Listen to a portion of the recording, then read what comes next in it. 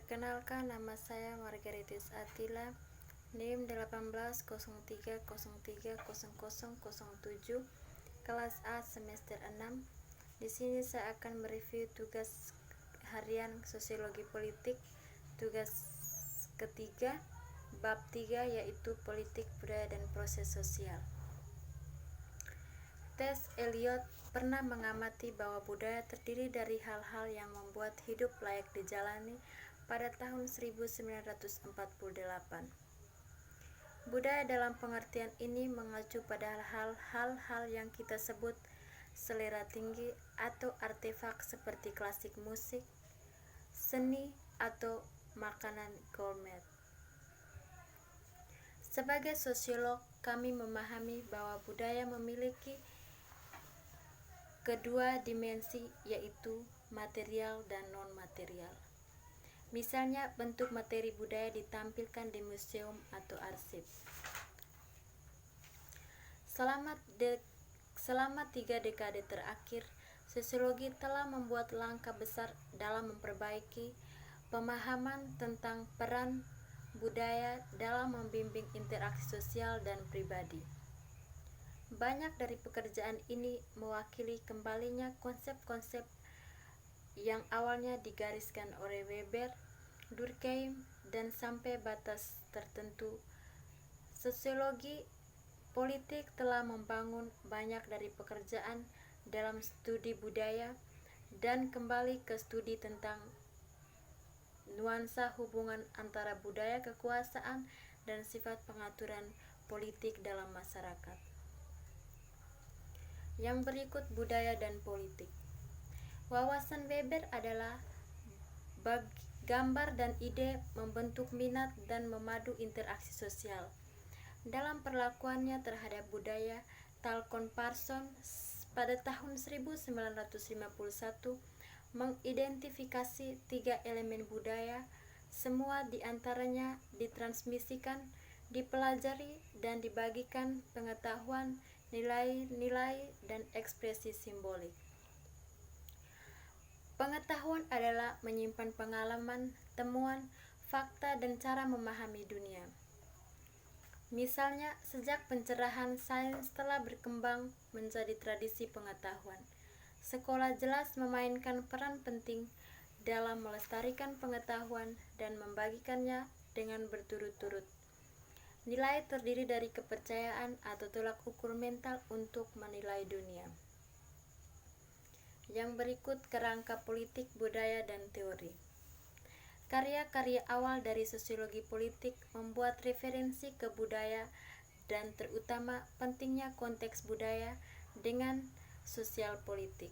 Misalnya, Bendix dan Lipset pada tahun 1966 menyarankan bahwa interaksi antara individu yang menempati posisi ekonomi yang bersama juga dikondisikan oleh penentu budaya, sosial, dan situasional. Sementara ilmu politik telah berkonsentrasi terutama pada bidang politik khusus, sosiologi politik mengklaim bahwa untuk memahami proses politik harus dilakukan atau menghubungkan politik dengan seluruh struktur sosial.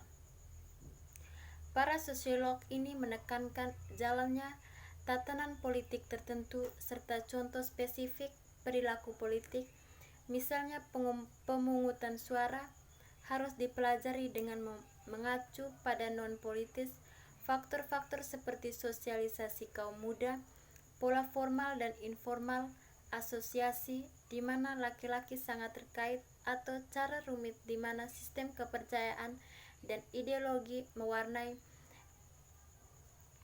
aktor politik. Yang berikut pluralis. Budaya sering memainkan peran penting dalam pemikiran pluralis tentang politik dan kekuasaan.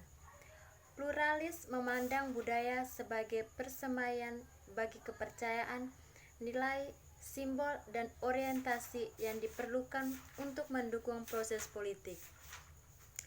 Misalnya, anak-anak belajar di sekolah bahwa menjadi warga negara yang baik menaati undang-undang serta partisipasi aktif dalam proses pemerintahan, terutama nilai-nilai seperti yang dikatakan Parsons tentang pentingnya memelihara sistem politik.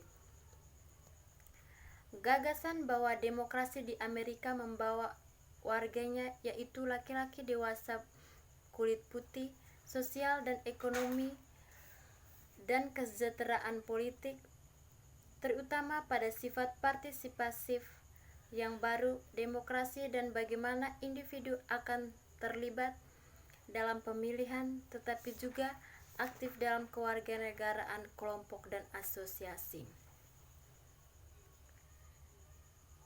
Yang berikut perspektif kelas. Marx awalnya memperlakukan gagasan budaya sebagai suprastruktur, yaitu budaya muncul hubungan ekonomi masyarakat serta divisi kelas sosial yang dipertahankan. Dalam kasus ini, budaya politik akan mencakup nilai-nilai, kepercayaan, dan ideologi yang melestarikan kapitalisme, konsentrasi kekayaan dalam kelas kapitalis, ketaatan kelas pekerja, dan kekuasaan uang secara logis. Bagi ahli teori konflik, budaya memiliki peran penting untuk dimainkan pelestarian distribusi kekuasaan yang tidak merata di masyarakat. Marx akhirnya menyimpulkan bahwa setiap kelas memiliki pandangan sendiri dalam sejarah perjuangan kelas dan tradisi yang dihasilkannya. Pandangan ini digambarkan sebagai kesadaran kelas yang kaum Marxis adalah sumber ideologi politik. Untuk sosiologi politik yang berakar pada kelas atau perspektif Marxis, budaya politik adalah sebagai fungsi dari kepentingan yang berkuasa yang terjalin ke dalam ideologi dan pandangan dunia. Simbolis aspek budaya dikendalikan untuk mempromosikan keuntungan ekonomi bagi para pemimpin kapitalis. Sekian dan terima kasih.